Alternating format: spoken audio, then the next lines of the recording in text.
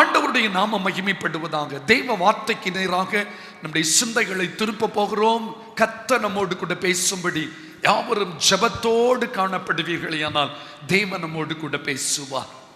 ஸ்தோத்திரம். அன்புக்குரியவர்களே, நீண்ட காலமா எனக்குள்ளால ஒரு பெரிய பாரம் அழுத்தி கொண்டே இருக்கும்.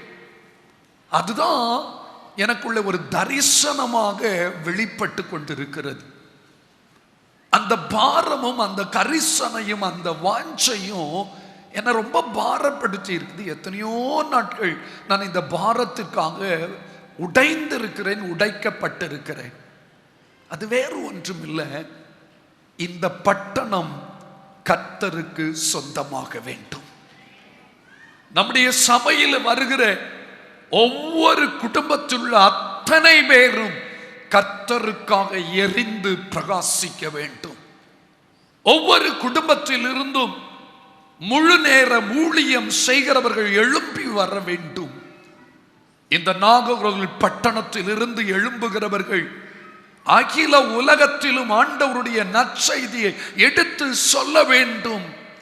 அப்படிப்பட்ட ஒரு எழுப்புதலின் பட்டணமாக இந்த பட்டணம் மாற வேண்டும் என்ற பாரத்தோடு நான் ஜெபிப்பது உண்டு. அநேக நேரத்தில் சோர்ந்து போவதும் உண்டு. வருடங்கள் ஆகிறதே, இன்னும் ஒரு சின்ன மாற்றம் கூட வரவில்லையே என்ற சோர்வுகள் உண்டு. ஆண்டவர் எனக்கு அதற்கு எதுவான நல்ல நல்ல வாக்கு தத்தங்களையும் தந்திருக்கிறார். இந்த பட்டணத்தில் எனக்கு அநேக ஜனங்கள் உண்டு என்று சொல்லி இருக்கிறார். உன்னை மிகவும் திரளாய் பெருக பண்ணுவேன் என்று சொல்லி இருக்கிறார். சின்னவன் 1000 சிறியவன் பலத்த ஜாதியும் ஆவான் என்று சொல்லி இருக்கிறார். உன் வாசல்கள் பூட்டப்படாமல் இரவும் பகலும் திறந்தே இருக்கும். இரவு பகல் என்று பாராம ஜனங்கள் கர்த்தருடைய ஆலயத்தில் வந்து கர்த்தரை ஆராதிப்பார்கள். இதெல்லாம் தேவன் எனக்கு தந்த வாக்கு தத்தம். ஏற்கனவே உள்ள பாரத்துக்கு இந்த வார்த்தைகள் எனக்கு இன்னும் வலு சேர்ப்பதாகத்தான் காணப்பட்டு கொண்டிருந்தது. அப்படி ஜெபித்துக் கொண்டிருக்கிற இந்த நாட்களில் ஒரே வாஞ்ச, பட்டணத்தில் சபைகள் என்கிற நிலை மாறி பட்டணமே சபை என்கிற நிலை வர வேண்டும் என்பதுதான். அதே நேரத்தில் இன்னும் அதையும் தாண்டி ஒரு பாரம் உண்டு. ஆண்டவரே, எங்க பட்டணத்தில் ஏராளமான சர்ச்சஸ் இருக்குதுப்பா. எங்க சபை மட்டும் இல்லை, எல்லா சர்ச்சிலையும் குறைந்தபட்சம் 1000 பேராவது கர்த்தரை என்ன செய்யணும்? ஆராதிக்க வேண்டும். சுயநலமா இல்லை, எல்லா சபைகளும் குறைந்தது 1000 ஆத்துமாக்களாவது நிரம்பி வழிய வேண்டும் என்ற ஒரு பாரத்தோடு ஜெபித்துக் கொண்டிருக்கிறேன். அப்பொழுதுதான் ஆண்டவர் ஒரு செய்தி எனக்கு தந்தார். இந்த பட்டணத்தை நீ சுதந்தரிப்பாய் என்பதுதான் கர்த்தர் எனக்கு தந்த வார்த்தை.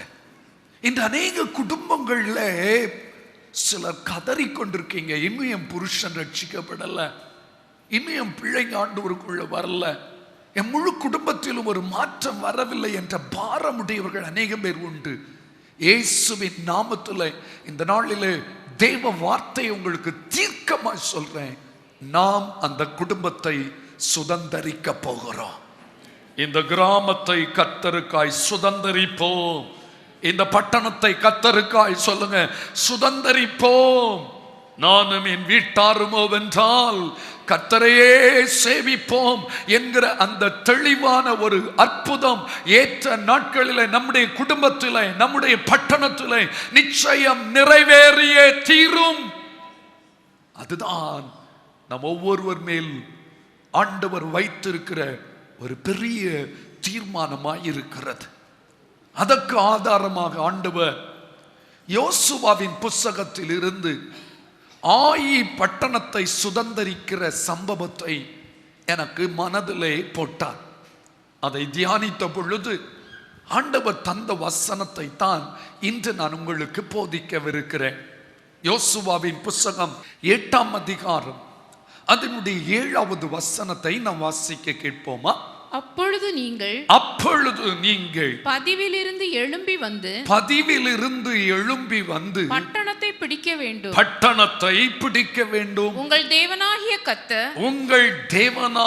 கர்த்தர் அதை உங்கள் கைகளில் ஒப்பு கொடுப்பார். போதும், அதை உங்கள் கைகளில் ஒப்பு கொடுப்பார். அதே அதிகாரம் 21வது வசனமும் கூட. பதிவிருந்தவர்கள் பட்டணத்தை பிடித்ததையும், போதும், பட்டணத்தை பிடித்ததையும்.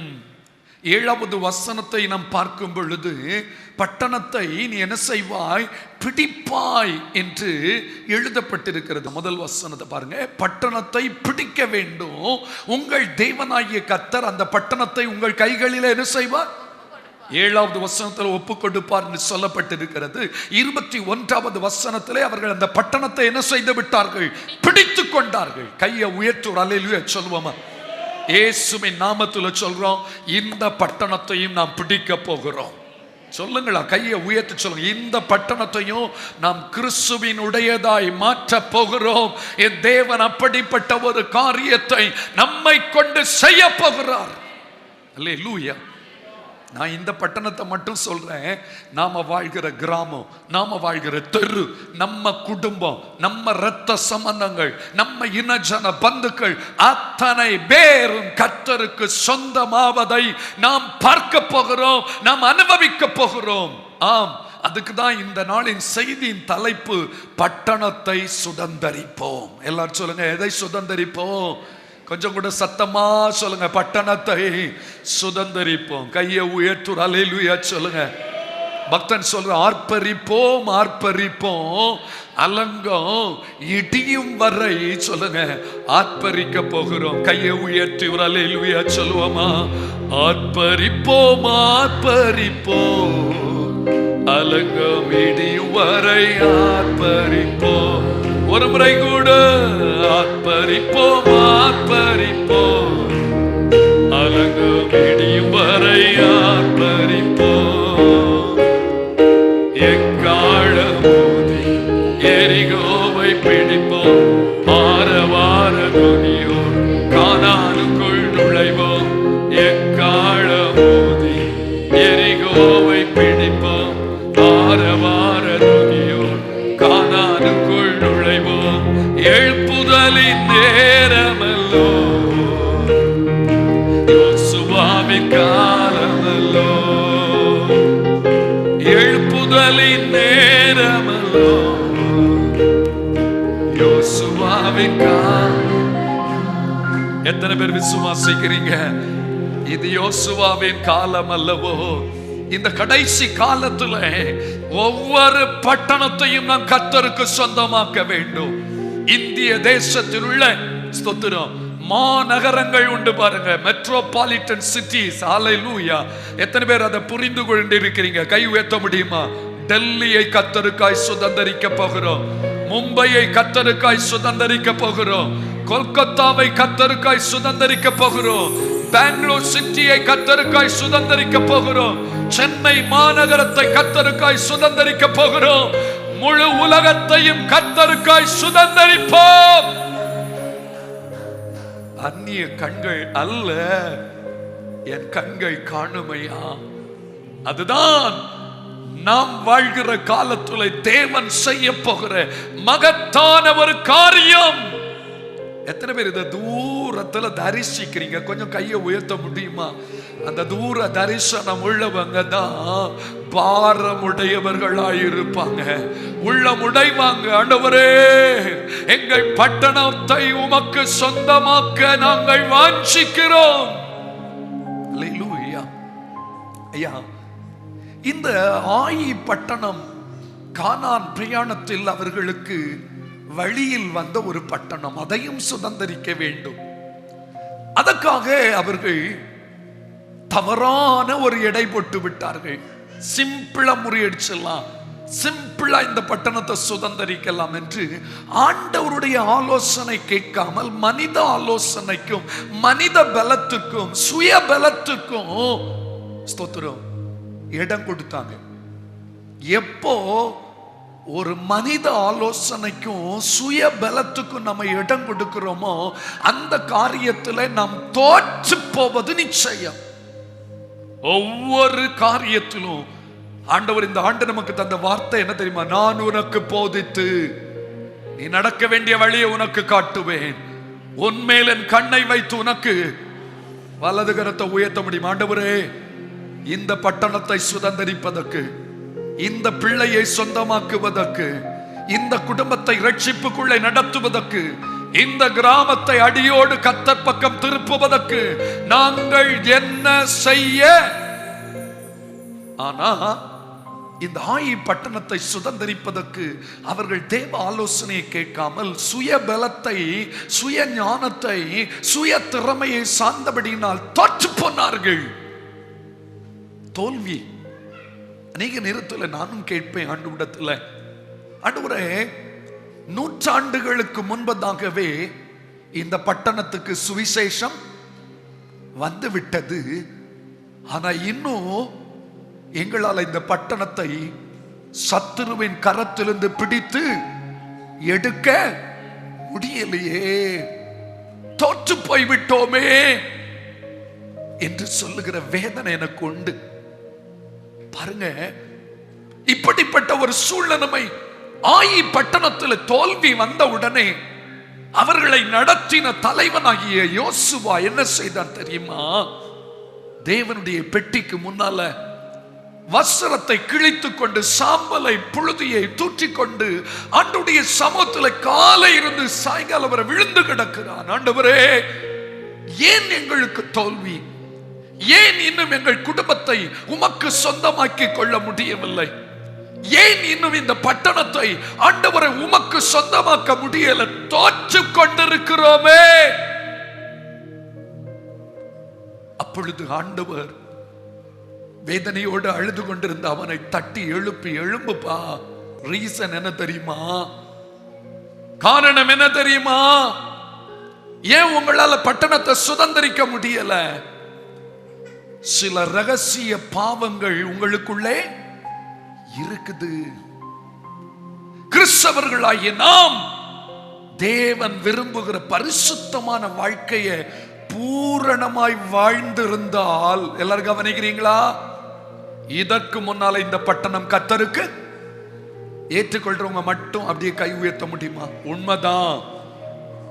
எவ்வளவு கிறிஸ்தவங்க இருக்காங்க, ஆனா எல்லாருக்குள்ளையும் தேவன் விரும்பாத அநேக கிரியைகள். ஆண்டவர் சொன்னாரு, என்ன செய்ய தெரியுமா? நாளைய தினத்துல இந்த பட்டணத்தை உன் கையில தரப்போறேன். ஆனா அதுக்கு முன்னால நீயும் உன் ஜனமும் என்ன செய்ய வேண்டும்? பரிசுத்தம் அடைய வேண்டும் என்று கர்த்தர் விரும்புகிறார். எப்பொழுது நான் இந்த பட்டணத்தை கர்த்தருக்கு சொந்தமாக்க முடியும்? எப்பொழுது என் குடும்பத்தை கர்த்தருக்கு சொந்தமாக்க முடியும்? நானும் என் ஜனங்களும், சொல்லுங்க சத்தமா, பரிசுத்தம் அடையும் பொழுது. எங்களுக்குள்ள இருக்க சின்ன பாவங்கள் கூட அது மிகப்பெரிய வெற்றியை தடுக்கக்கூடியது. பைபிள் சொல்லுது, எல்லாருக்கும் தெரிந்த வசனம் தான். இதோ ரட்சிக்க கூடாதபடிக்கு கர்த்தருடைய கை குறுகி போகவில்லை, கேட்க கூடாதபடிக்கு அவருடைய செவி மந்தமாகவில்லை.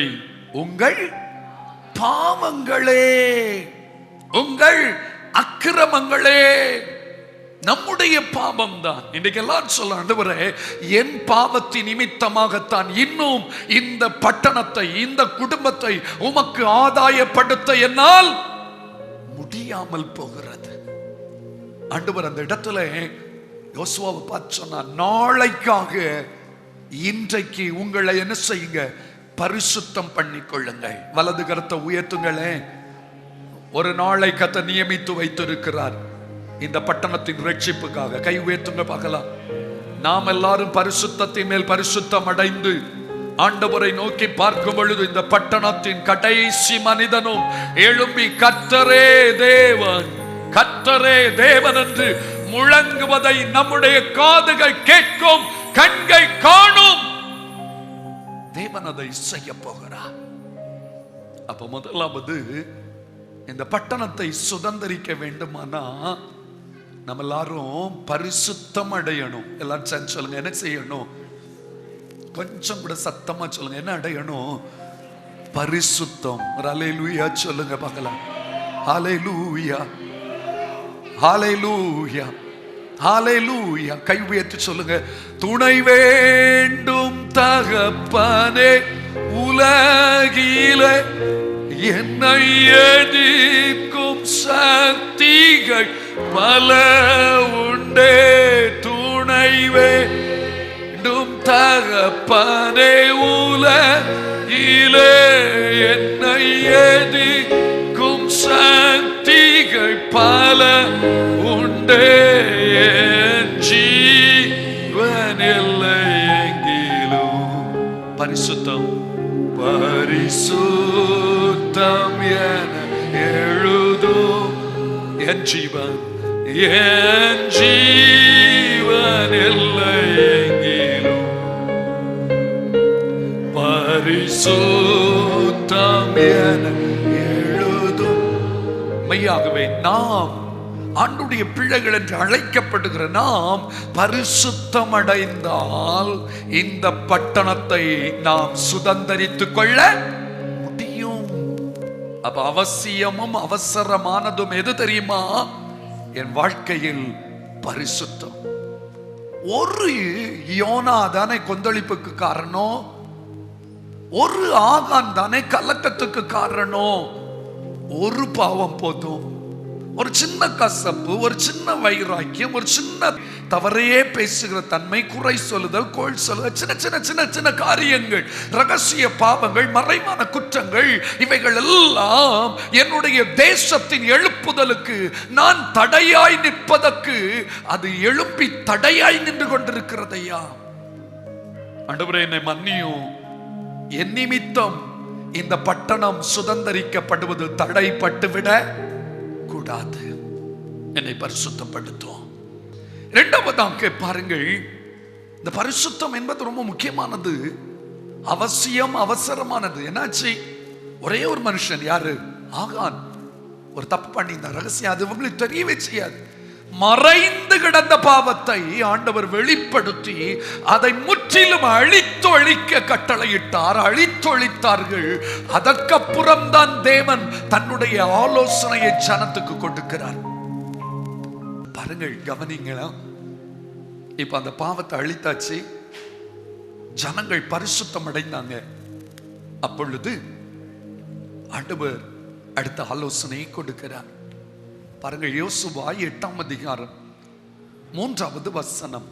அப்பொழுது ஆயியின் மேல் போக, அப்பொழுது ஆயியின் மேல் போக யோசுவாவும் சகல யுத்த ஜனங்களும் எழுந்து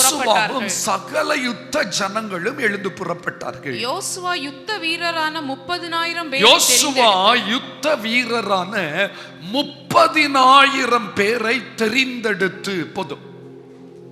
யாரை கொண்டு இந்த பட்டணம் சுதந்தரிக்கப்பட போகிறது தெரியுமா? எல்லாரையும் கொண்டல்ல.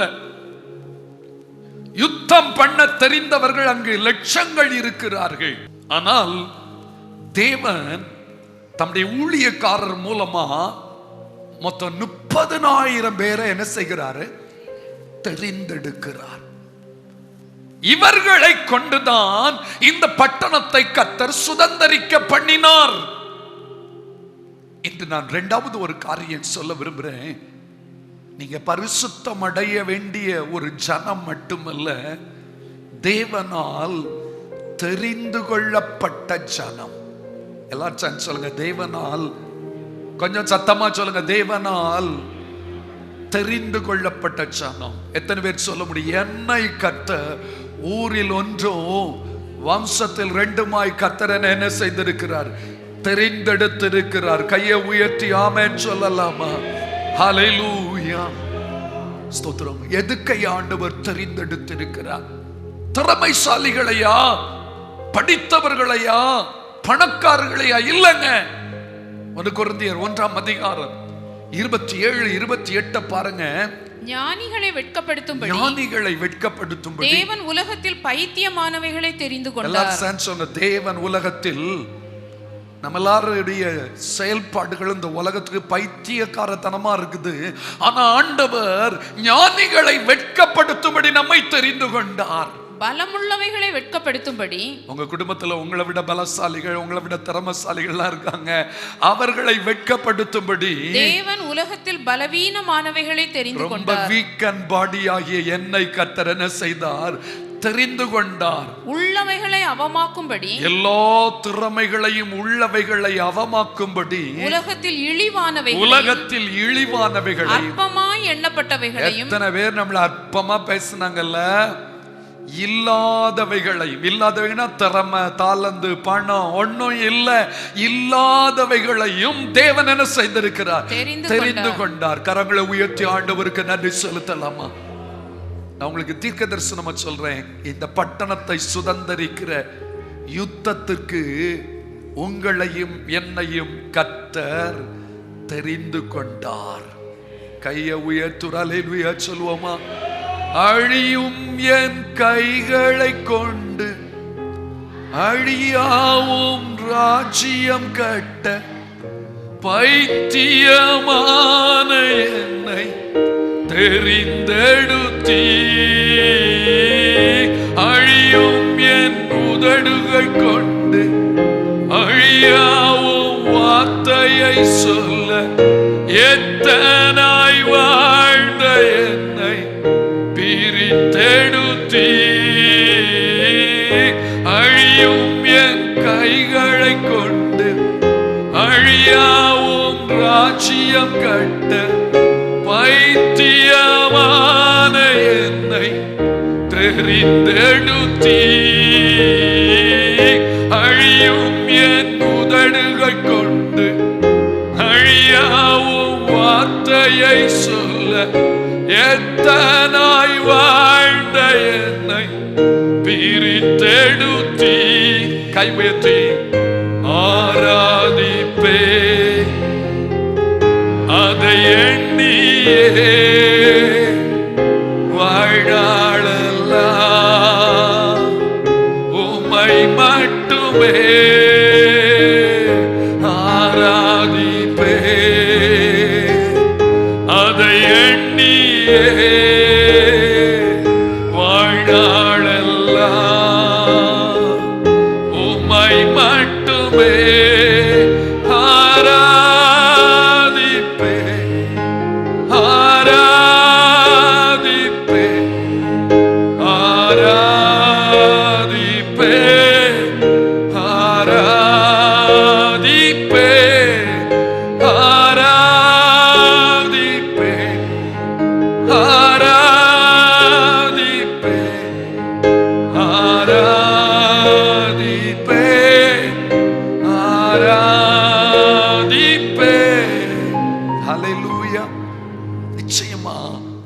தெரிந்து கொள்ளப்பட்ட கூட்டமாகிய நம்மை கொண்டுதான் கர்த்தர் தேசத்தை சுதந்தரிக்க பண்ண போகிறார்.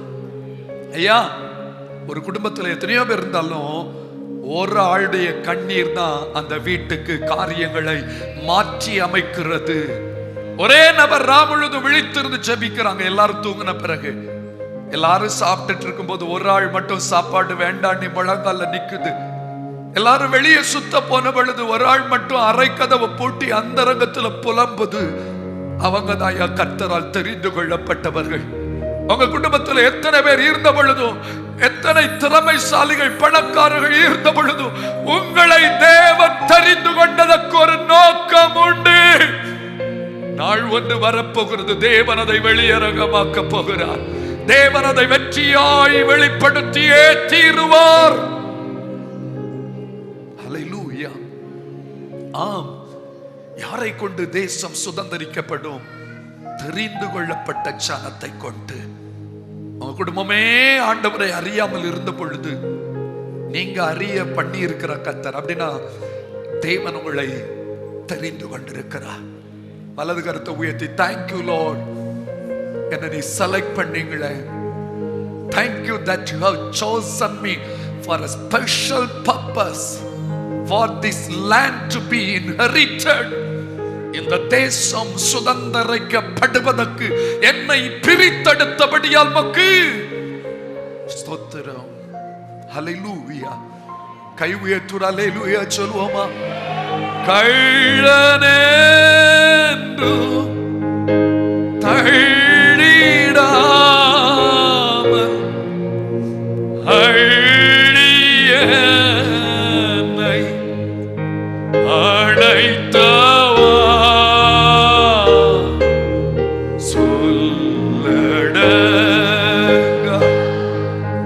நேசத்தாலே உம் சொந்தமாக்கி கொண்டீரே.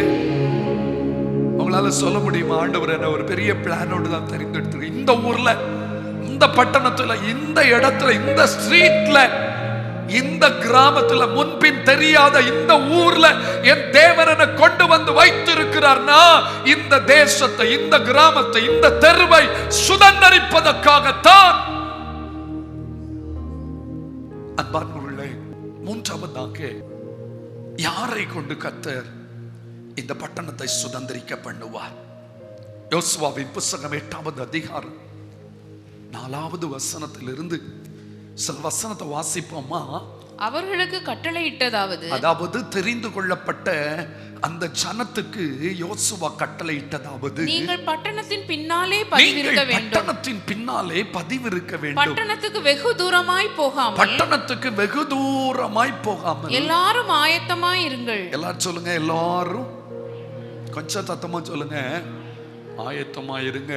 நானும் என்னோடு இருக்கிற சகல ஜனங்களும் பட்டண தண்டையில் கிட்டி சேருவோம். அவர்கள் முன்போல் எங்களுக்கு எதிராக புறப்பட்டு வரும்போது அவர்களுக்கு முன்னாக நாங்கள் ஓடி போவோம்.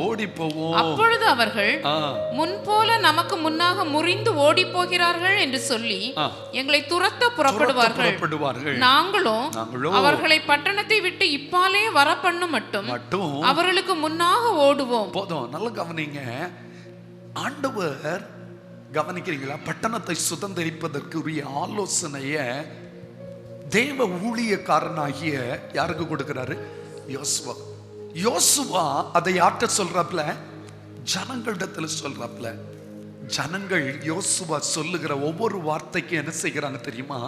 கீழ்ப்படுகிறாங்க. யாரை கொண்டு தேவன் பட்டணத்தை சுதந்தரிப்பார் தெரியுமா? தலைவனுக்கு கீழ்ப்படுகிற ஜனத்தை கொண்டு. பைபிள் சொல்லுது, உங்களை நடத்துகிறவர்கள் உங்கள் ஆத்துமாக்களுக்காக உத்தரவாதம் பண்ணுகிறவர்களாய், சொல்லுங்க, விழித்திருக்கிறவர்களானபடியால் அவர்கள் துக்கத்தோட அல்ல சந்தோஷத்தோட அதை செய்யும்படிக்கு நீங்கள் அவர்களுக்கு எல்லா காரியத்திலும் கீழ்ப்படிந்து என்ன செய்யணும்? அடங்கணும். தனிக்காட்டு ராஜாக்களை கொண்டெல்லாம் தகர்க்க மாட்டார் சாத்தானின் கோட்டையை. தலைவனுக்கு கீழ்ப்படிந்து தலைவன் மூலமாய் வருகிற தேவ ஆலோசனைகளுக்கு அடிபணிகிற தேவ ஜனத்தை கொண்டுதான் கர்த்தர் சிறப்பானதை செய்ய முடியும். ஆண்டவர் ஒரு நல்ல சபையை தந்திருக்கிறார். சபைக்கு ஒரு நல்ல ஊழியனையும் தந்திருக்கிறார். ஊழியக்காரரிடத்துல கர்த்தர் பேசவும் செய்கிறார்.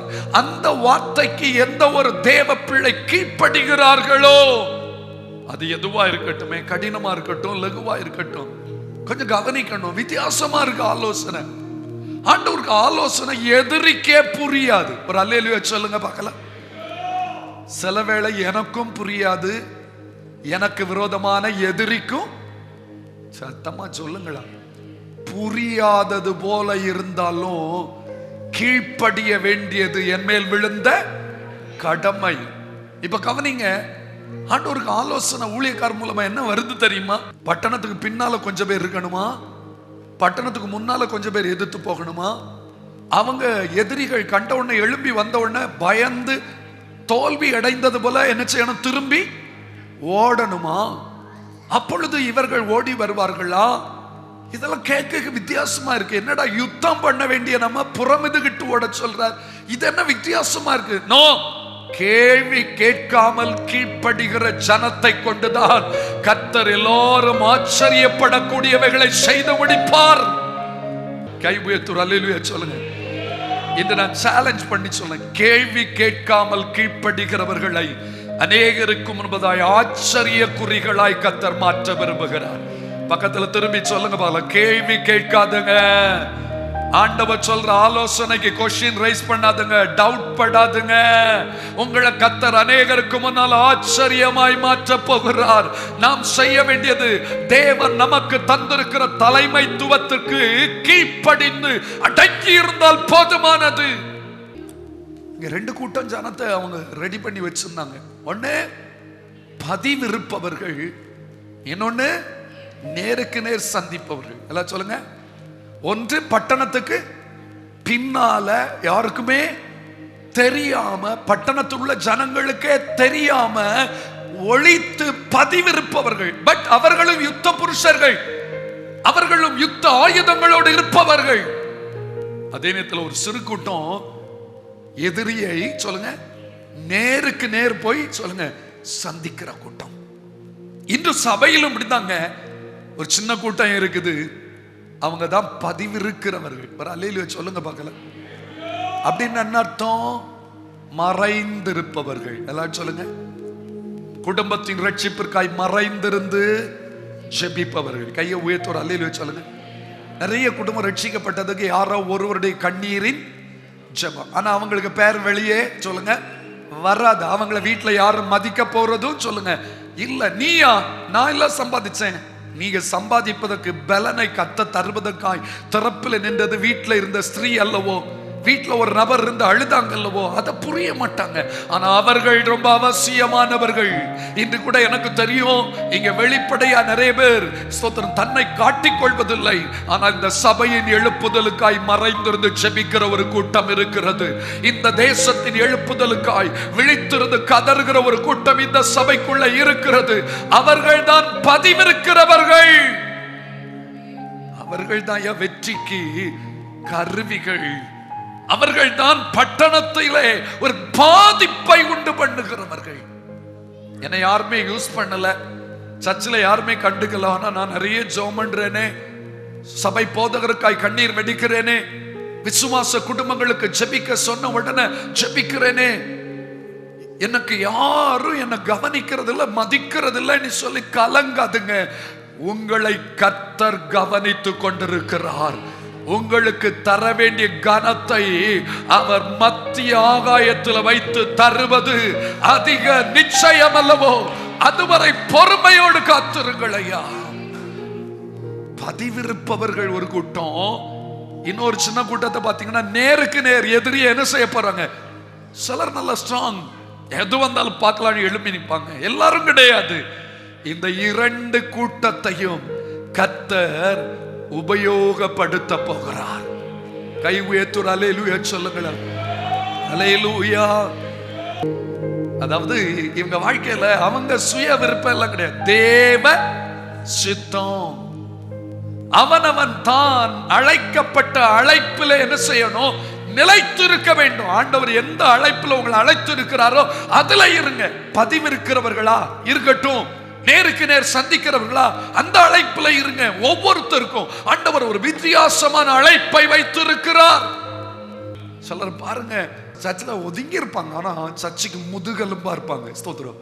ஏற்றுக்கொள்றவங்க எத்தனை பேர் உண்டு? அல்லேலூயா சொல்லலாம். சபைக்காய் உபவாசம் பண்றவங்க, எங்களுக்கு தெரியாம உபவாசம் பண்றவங்க, பாஸ்டுக்காக ஜெபிக்கிறவங்க எத்தனையோ பேர் உண்டுங்க, உண்டு. இவங்க எல்லாம் தேசத்தை சுதந்தரிப்பதற்கு யுத்த களத்தில் முன்னணியில நிற்க போகிற மேன்மையின் விசுவாசிகள். ஏற்ற வேளையில அவர்கள் மூலம் ஒரு எழுப்புதல் இந்த பட்டணத்தை பற்றி பிடிக்கத்தான் போகிறது. கர்த்தர் செய்ய போகிறார். அல்லேலூயா. நாலாவது பார்ப்பீர்களேனா, இந்த ஜனத்தை யாரை கொண்டு ஆண்டவர் யுத்தத்தில் ஜெயம் தர விரும்புகிறார் தெரியுமா? ஸ்தோத்திரம். அங்கே சொல்லப்பட்டிருக்கு, தலைவனின் எண்ணத்தை செயல்படுத்தும் ஜனம். எல்லாரும் சேர்ந்து சொல்லுங்க, தலைவனின் எண்ணத்தை செயல்படுத்தும் ஜனம். அல்லேலூயா. நல்லா கவனிங்க. எத்தனை பேருக்கு சபையின் தரிசனம் புரிஞ்சவங்க மட்டும் ஒரு அல்லேலூயா சொல்லுங்க பார்க்கலாம். சின்னவன் 1000, சபையில ஒரு 1000, அத போல 1000 இடங்கள்ல சபைகள். எல்லாம் சொல்லுங்க, 1000 இடங்கள்ல கிராமங்கள்ல சபைகள். இந்த தரிசனத்தை புரிந்து கொண்டவர்கள் அதை செயல்படுத்துவதற்கு தீவிரம் காட்டுவார்கள். தரிசனத்தோட இணைந்து போகணும். சர்ச்சில் சொல்லப்படுகிறத அதை குழப்பாதபடிக்கு, அதுல தவறான காரியங்களை சித்தரிக்காதபடிக்கு, இது தேவ திட்டம், இதுல நாங்களும் இணைந்து நிற்க வேண்டும் என்று சொல்லி தலைவனின் எண்ணத்தை வாழ்க்கையில செயல்படுத்துகிற ஜனத்தை கொண்டுதான் தேவன் பட்டணத்தை சுதந்தரிக்க பண்ணுவார். இந்த அநேக சர்ச்சுக்கு வர்றாங்க, ஆனா சர்ச்சுக்கும் ஊழியக்காரருக்கும் அவங்களுக்கும் சம்பந்தமே சொல்லுங்க இருக்காது. ஸ்தோத்திரம். ஏதோ ஒரு காணிக்கையை போட்டோமா, வசனத்தை கேட்டோமா, அவ்வளவுதான் போயிடலாம். நோ, நீங்க பயன்பட முடியாதுங்க. உங்களுக்கு சிறப்பான சில காரியங்களை தேவன் உங்களை கொண்டு செய்ய முடியாது. தலைவனின் தரிசனத்தோடு தலைவன் என்ன செய்ய விரும்புகிறாரோ அதை குறிப்பினால் அறிந்து கொண்டு அதை நிறைவேற்றுவதற்கு தீவிரம் காட்டுகிறானே, அந்த மனிதனை கொண்டுதான் கர்த்தர் பட்டணத்தை சொந்தமாக்க போகிறார். அல்லேலூயா. கரங்களை அசைத்து ஆண்டவரை மகிமைப்படுத்துவோம். அல்லேலூயா. தலைவனுடைய அந்த பாரத்தை, தேவன் அவருக்குள்ளே வைத்திருக்கிற அந்த பாரத்தை அடையாளம் கண்டுகொண்டு அதோடு ஒத்துழைக்கணும். யோசுவா என்னென்ன சொல்றாரோ அதை குறிப்பினால் அறிந்து, கண் அசைவை கூட புரிந்து, கை அசைவுகளை கூட புரிந்து அதை உடனே செயல்படுத்துகிற ஜனத்தின் மூலமா தான் இந்த ஆயி பட்டணம் கர்த்தருக்கு சொந்தமாக்கப்பட்டது. அல்லேலூயா. ஓடுனா ஓடுவாங்க, எதிர்த்து நின்னா நிற்பாங்க, சுட்டறின்னா எரிப்பாங்க. எல்லாவற்றையும் அந்த 30,000 பேரும், எத்தனாயிரம் பேர் சொல்லுங்க, 30,000 பேரும் தலைவனுடைய அசைவுகளுக்கு ஏற்ப தங்களை கீழ்ப்படிய பண்ணினவர்கள். இவர்கள் மூலமா தான் கர்த்தர் பெரிய காரியங்களை செய்ய முடிந்தது. வலது கரத்தை உயர்த்தி ஆண்டவரை துதிக்கலாமா? 4 காரியம் சொன்ன. 1, பரிசுத்தமடைந்த ஜனம். 2, அதிலும் கொஞ்சம் பேரை தேவன் தெரிந்து கொள்ளப்பட்டார்கள், அந்த தெரிந்து கொள்ளப்பட்ட ஜனம். 3வது, தலைவனுக்கு கீழ்ப்படியும் ஜனம். 4வது, தலைவனின் எண்ணத்தை செயல்படுத்தும் ஜனம். வலது கரத்தை உயர்த்தி ஆண்டவரை துதிக்கலாமா? ஹல்லேலூயா, ஹல்லேலூயா. Yes, Father. Hallelujah. Shadalarindavo kababa. Hallelujah. ஆண்டவரே, எங்களுடைய சனத்துக்குள்ளாக எண்ணத்தை அறிந்து செயல்படுகிற இருதயம் கொடு.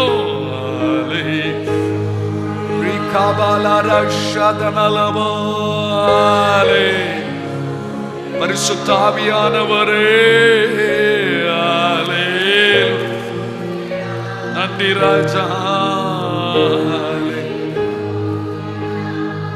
அன்புக்குரிய தெய்வ ஜனமே, சபையில் உள்ள எல்லா ஜனமும் இப்படி ஊழியக்காரருடைய உள்ளத்திலே தேவன் போடுகிற எண்ணத்தை அறிந்து செயல்படுவார்களே, ஆனா எவ்வளவு பெரிய அசைவை கர்த்தருக்காக நாம் செய்துவிட முடியும்.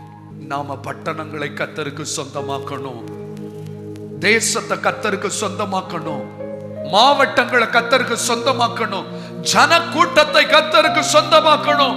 அந்த தீவிரம், அந்த தாகம், அந்த பாரம் இருந்தா தலைவன் மூலமாய் வருகிற தேவ வார்த்தைகளுக்கு நீங்க செவி கொடுத்து செயல்படுவீர்கள். கடைசியா சொல்ல விரும்புகிறேன், இவர்களுக்கு கிடைத்த ஒரு தலைவன் இருக்க பாருங்க, யோசுவா. இந்த தெரிந்து கொள்ளப்பட்டவர்கள் மட்டும் போதாது, அவர்களுக்கு தலைமை ஏற்று நடத்துகிறவரு சொல்லுங்க தலைவன். ஏன்னா கர்த்தர் யார்கிட்ட தான் டைரக்டா பேசிட்டு இருந்தாரு சொல்லுங்கம்மா? யோசுவாவிடத்துல தான் பேசிட்டு இருந்தார். அந்த யோசுவா எப்படி இருந்தா தெரியுமா? கர்த்தரின் மனதை பிரதிபலிக்கும் தலைவன். எல்லாம் சொல்லுங்க, கர்த்தரின் மனதை சொல்லுங்களா பிரதிபலி. இன்னும் ஒரு கூட சொன்னா, தேவனுடைய இருதய துடிப்பை என்ன செய்த மனிதன் அறிந்து கொண்டு செயல்பட்ட ஒரு ஊழியக்காரன். இக்காலத்தில் உள்ள ஊழியர்கள் எல்லாரும் கர்த்தருடைய இருதய துடிப்பை இந்த உலகத்தில் பிரதிபலிக்கிறவர்களாய் எழும்பி விடுவார்களே, ஆனால் இந்தியாவை நாம் கர்த்தருக்கு சொந்தமாக்கிவிட முடியும். ஹல்லேலூயா, ஸ்தோத்திரம். இந்த ஊழியக்காரத்தில் நான் கண்ட ஒரு விசேஷித்த கேரக்டர், ஒரு 5 காரியம் டப்புன்னு சொல்லி முடிக்கிற பாருங்க. பாரமுடைய தலைவன். எல்லாம் சொல்லுங்க, என்ன உடைய தலைவன்? கொஞ்சம் கொஞ்சம் சத்தமா சொல்லுங்க, என்ன தலைவன்? ஆத்துமாக்களை குறித்து, ஜனத்தை குறித்து, தேசத்தை குறித்து, அழிந்து போகிற ஜனத்தை குறித்த பாரமுடைய தலைவன் மூலமா தான் பட்டணங்கள் கர்த்தர் பக்கம் திருப்பப்பட முடியும். நிறைய பேர் குடும்பத்தை குறித்தும் தன் சொந்த பிள்ளைகளை குறித்தும் தன் எதிர்காலத்தை குறித்தும் பாரத்தோடு செயல்பட்டு கொண்டிருக்காங்க. ஆனா உண்மையான ஒரு ஊழியக்காரன் அவன் தேசத்தை குறித்தும், அழிந்து போகிற ஜனத்தை குறித்தும், ஆத்துமாக்களின் மனம் திரும்புதலை குறித்தும், ரட்சிப்பை குறித்தும் தான் பாரப்பட்டு இருதயம் நொறுங்கி அழுவான். ஒவ்வொரு தேவ பிள்ளைகள், தேவ ஊழியருடைய உள்ளத்துல இப்படிப்பட்ட பாரம் இருந்துச்சுன்னா அவங்க இந்த உலகத்துக்கு அடுத்தவைகளுக்கு இம்பார்ட்டன்ஸ் கொடுக்க மாட்டாங்க. குடும்பம், பிள்ளை, சாதி, ஜனம், ஆசீர்வாதம் இதுக்கு பின்னால ஓட மாட்டாங்க ஐயா. அவர்கள் ஆத்துமாக்களை குறித்த பாரத்தோடு கூட ஆத்துமாக்களை ரட்சிப்புக்குள்ளே நடத்துவதற்கான திட்டங்களை அவர்கள் தீட்டி செயல்படுகிறவர்களாய் இருப்பார்கள். இரண்டாவது, இந்த தேவ மனிதண்டத்துல காணப்பட்ட ஒரு நற்குணம் என்ன தெரியுமா? தேவன் சொன்னதையே செய்யும் தலைவன். அவனுக்கு பிடித்ததல்ல, பக்கத்துல உள்ள சர்ச்சில் உள்ள பாஸ்டர் செய்கிறதை அல்ல, பிரபலமான ஊழியக்காரன் செய்வதை அல்ல. தேவன் டைரக்டா அந்த மனிதனுக்கு என்ன சொன்னாரோ அந்த சத்தத்தை கேட்டு கன்ஃபார்ம் பண்ணி கொண்டு அதை மட்டும் தான் செய்வான். அல்லேலூயா. உண்மையான ஊழியக்காரன் சுயமா எந்த முடிவும் எடுக்க முடியாதுங்க. அவர் என்ன சொல்றாரோ, அல்லேலூயா, எண்ணமெல்லாம் ஏக்கமெல்லாம் உம் சித்தம் செய்வதுதானே, எண்ணமெல்லாம் ஏக்கமெல்லாம் உம் சித்தம் செய்வது. என் எண்ணம், ஏக்கம் எல்லாம் ஆண்டவருடைய சித்தம். சபை ஊழியமாகட்டும், மிஷனரி ஊழியமாகட்டும், ஆத்தும ஆதாய பணிகள் ஆகட்டும், ஆண்டவர் சொன்னதை மட்டும்தான் நான் செய்வேன். இல்லாததை செய்ய போகிறது இல்ல.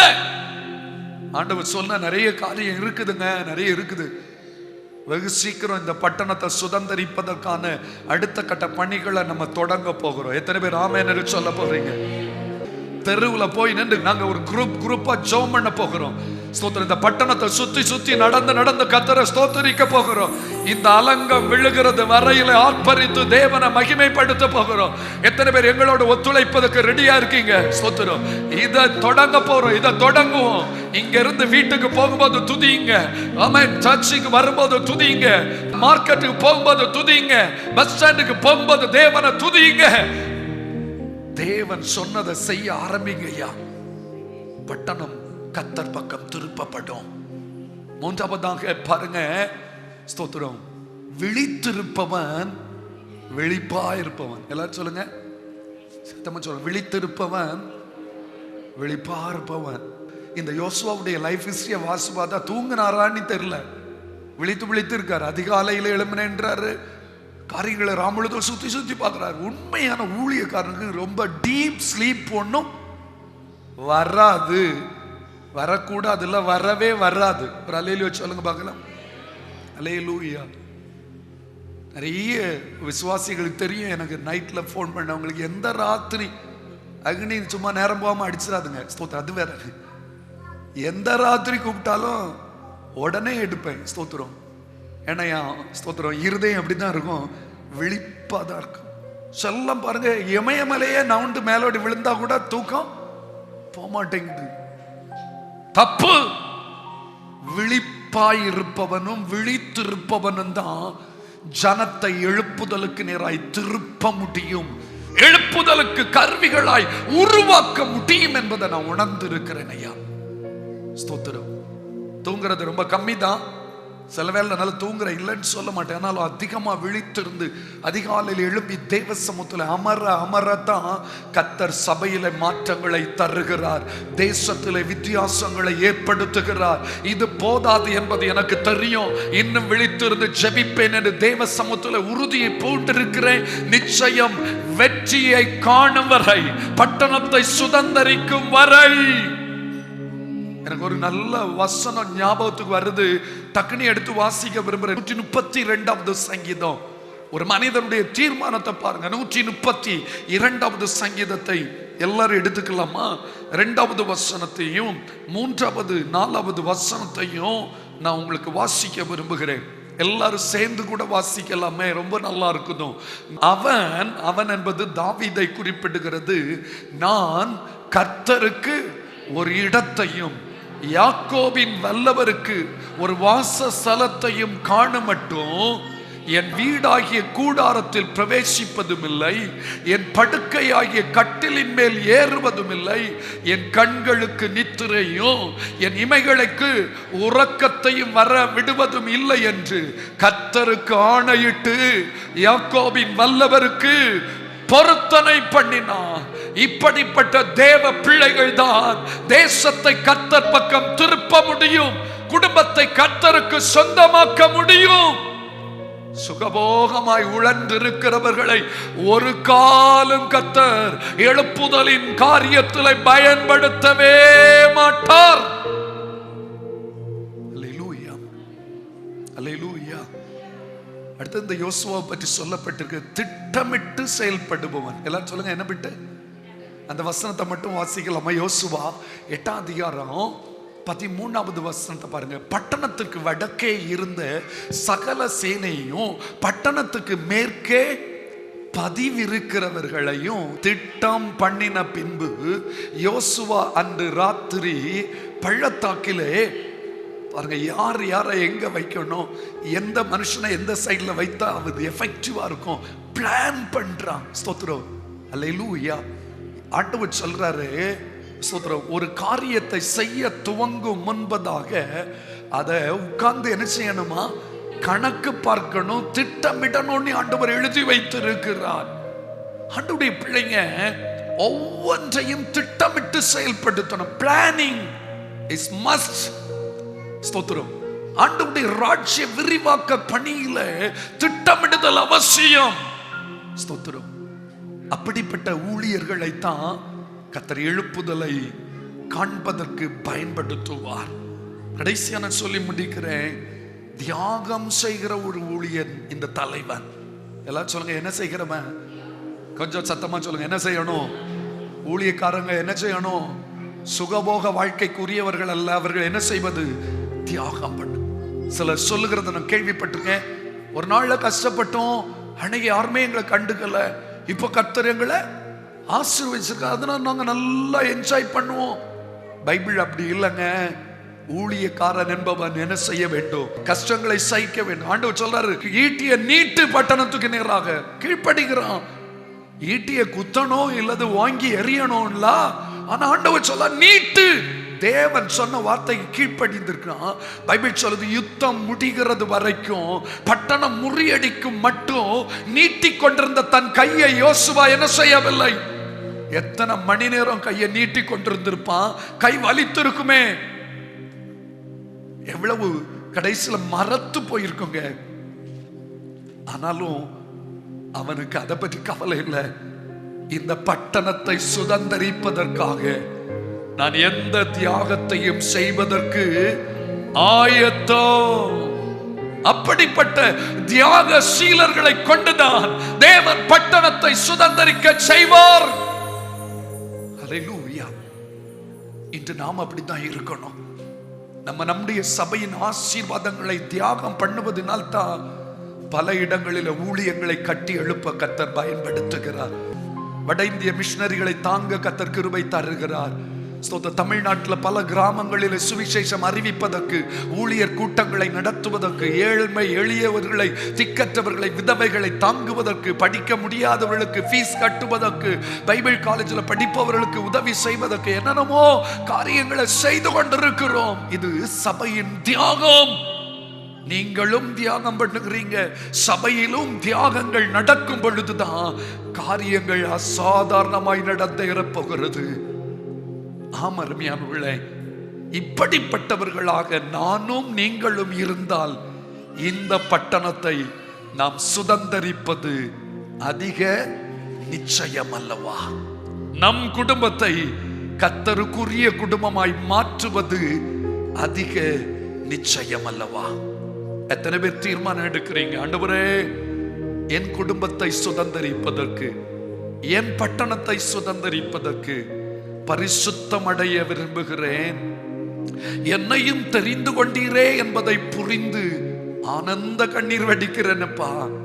எனக்கு தந்திருக்கிற தலைமைத்துவத்துக்கு கீழ்ப்படிந்து தலைவனுடைய எண்ண ஓட்டங்களுக்கு ஏதுவாய் நானும் ஓடி இந்த பட்டணத்தை சுதந்தரிக்கிற ஒரு மாபெரும் பணியிலே நானும் என்னை இணைத்துக் கொண்டு முன்னேற துடிக்கிறேன் என்று சொல்லுகிற தெய்வ பிள்ளைகள் இருக்கிற இடங்கள்ல எழும்பலாம். கர்த்தரை நோக்கி பார்க்கலாமா? கர்த்தர் உங்களை பலப்படுத்துவாராக. Thank you Jesus. அப்படியே கண்களை மூடலாமா? கர்த்தர் நம்மோடு கூட பேசி இருக்கிறார். நம்முடைய கண்கள் காண இந்த பட்டணம் மட்டும் இல்லைங்க, இந்திய தேசம் முழுவதும் கர்த்தருடையதாய் மாறப்போகுது. என்னுடைய ஒரே வாஞ்ச என் ஜனங்கள் உமக்கு சொந்தமாகணும். என் குடும்பம் முழுவதும் இப்படிப்பட்ட ஆவிகையோடு உண்மையோடு ஆராதிக்கிறவர்களா மாறணும். அப்படிப்பட்டவங்க மட்டும் அப்படியே கையை உயர்த்தி, உங்க குடும்பத்தில் ரட்சிக்கப்படாத எத்தனை பேர் இருக்காங்க? இந்த பட்டணத்துல நமக்கு அறிமுகமான அநேகர் இன்னும் வரல. நீங்க பிறந்து வளர்ந்த தெருவில் அத்தனை பேர் ரட்சிக்கப்பட்டாங்களா? நீங்க குடியிருக்கிற அந்த ஸ்ட்ரீட்ல எல்லாரும் ரட்சிக்கப்பட்டாங்களா? அவங்களுக்கு ஜெபிக்க வேண்டியது அவர்களை கர்த்தர் பக்கம் திருப்புவதற்கு தான், திறப்புல நிற்பதற்கு தான் உங்களை தெய்வம் தெரிந்தெடுத்து இருக்கிறார். ஏதோ குடும்பம், பிள்ளைங்க, தொழில் அதோட நின்று விடுவதற்கு இல்ல, அதையும் தாண்டி ஆத்மீக உலகத்தில் உங்களுக்கு என்று ஒரு முக்கியமான பொறுப்பை தேவன் வைத்திருக்கிறார். என்னை கொண்டு தேவன் ஏதோ ஒன்றை செய்ய போகிறாரே, நான் அதுக்கு என்ன ஒப்பு கொடுக்கிறேன். ஹல்லேலூயா. அப்படியே ஒரு விசை கூட இந்த பட்டணம், நாகர்கோவில் பட்டணத்துக்கா, நாகர்கோவில் மாநகராட்சி, குமரி மாவட்டம், தமிழ் மாநிலம், இந்திய தேசம் சுதந்தரிக்கப்பட்டே ஆக வேண்டும். அதற்குத்தான் நம்மை தெரிந்து கொண்டார். இந்த ஆராதனையில் அதுக்குத்தான் கர்த்தர் நம்மை கொண்டு வந்திருக்கிறார். இயேசு சிலுவையில் செய்து முடித்தவற்றை அனுபவிக்க துடிக்கிற நாம் அதை அறியாதவர்களுக்கு எடுத்து சொல்லுவதற்கு ஆண்டவன் நம்மை தான் பிரித்தெடுத்து இருக்கிறார். மகனே, மகளே, தகப்பனே, தாயே, கர்த்தர் உங்களோடு பேசுகிற சத்தத்தை உங்கள் காதுகள் கேட்கவில்லையா? ஏதோ வந்தோம் போனோம் என்பதற்காகவா? உலகத்தில் ஏதோ நன்றாக செழிப்பா வாழ்ந்தோம் என்ற வார்த்தையை கேட்பதற்காகவோ? இல்லை. அதையும் தாண்டி என்னையும் உங்களையும் கர்த்தர் தம்முடைய ராஜ்ய விரிவாக்க பணியில சிறப்பான நிலையில எடுத்து பயன்படுத்துவேன் என்று வாக்கு பண்ணுகிறார். விரும்புகிறவங்க, விசுவாசிக்கிறவங்க, அர்ப்பணிக்கிறவங்க இப்பொழுது கர்த்தருடைய ஆசீர்வாதத்தின் தொடுதலை முழுமையாய் அனுபவிக்க போறீங்க. இந்த பட்டணத்திற்காய் ஸ்தோத்திரம் பண்ணுவோமா? நம்முடைய கிராமத்திற்காய் கர்த்தரை ஸ்தோத்திரம் பண்ணுவோமா? நாம குடியிருக்கிற அந்த ஸ்ட்ரீட்ல உள்ள அத்தனை பேருக்காய் கர்த்தரை ஸ்தோத்திரம் பண்ணுவோமா? ஒரு அசைவு வரப்போகுது பிரதர், ஒரு அசைவு வரப்போகிறது சிஸ்டர். கர்த்தர் உங்களை தான் பயன்படுத்த போகிறார். Thank you Lord. கரங்களை உயர்த்தி இருக்கும் பொழுது அப்படியே தேவனை மகிமைப்படுத்த ஆரம்பிங்க. ஆவியானவருக்கு இடம் கொடுக்கிற சிலரை பார்க்கிற ஒரு விடுதலையின் கரம் உங்க மேல அமர்கிறது. எஸ், இழந்து போன அந்த அபிஷேகம், இழந்து போன அந்த வல்லமை உங்க சரீரத்தில் அப்படி இறங்குவதை நான் பார்க்கிறேன். அடக்கி கொள்ள வேண்டாம். தேவனுக்காய் நீங்கள் எரிந்து பிரகாசிக்கிற விளக்குகளாய் மாற போகிறீர்கள். கர்த்தர் அதற்காகத்தான் உங்களையும் என்னையும் பிரித்தெடுத்திருக்கிறார். விசுவாசம் உள்ளவங்க ஒரு விசை கூட கர்த்தரை மகிமைப்படுத்துவோமா? எஸ், கர்த்தர் கொண்டு போவார்.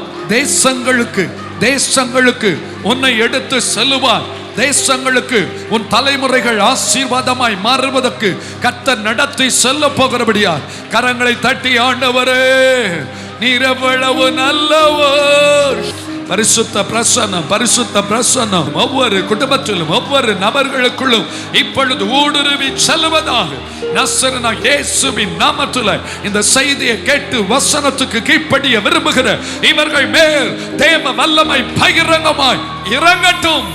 ஒவ்வொரு குடும்பத்தையும் கர்த்தர் ஆசீர்வதியும். ஒவ்வொருவரும் தேவனுக்காய் எழும்பட்டும், தேவனுக்காய் எரிந்து பிரகாசிக்கட்டும். கர்த்தர் கரம் உன் மேல் அமருகிறது சிஸ்டர், கர்த்தருடைய கரம் உங்க மேல் அமருகிறது. அழைப்பு கர்த்தர் மறுபடி உறுதிப்படுத்துகிறார். பிரதர், தேவன் உங்களை பலப்படுத்துகிறார். எழும்பு எழும்பு சீயோனே, உன் வல்லமையை தரித்துக்கொள். எழும்பு. ஷாதாலா ரபௌ கபாபாபா. நீர் அப்படியே செய்தபடியால் ஸ்தோத்திரம். ஒவ்வொரு குடும்பத்தையும் கர்த்தர் பயன்படுத்தும். ஒவ்வொருடைய பிள்ளைகளை கர்த்தர் பயன்படுத்தும். ஒவ்வொரு குடும்பத்தை கர்த்தர் ஆசீர்வதியும். ஒவ்வொருடைய பிரயாசங்களிலும் ஸ்தோத்திரம். கர்த்தர் பலன் கொடுக்கும்படியா ஜெபிக்கிறோம். வல்லமை இப்பொழுது விளங்கட்டும்.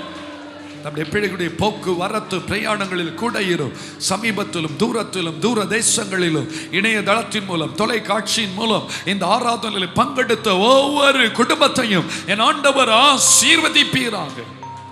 கர்த்தருடைய நாமம் மகிமைப்படட்டும். எங்கள் தேசத்துக்கு ஜெபிக்கிறோம். இந்த கொள்ளை நோயின் தீவிரம் முற்றிலும் அற்று போகட்டும். தேசம் பாதுகாக்கப்படட்டும். சமாதானத்தோடு சுகத்தோடு ஆசீர்வாதத்தோடு தேசம் வாழ பண்ணுங்கப்பா.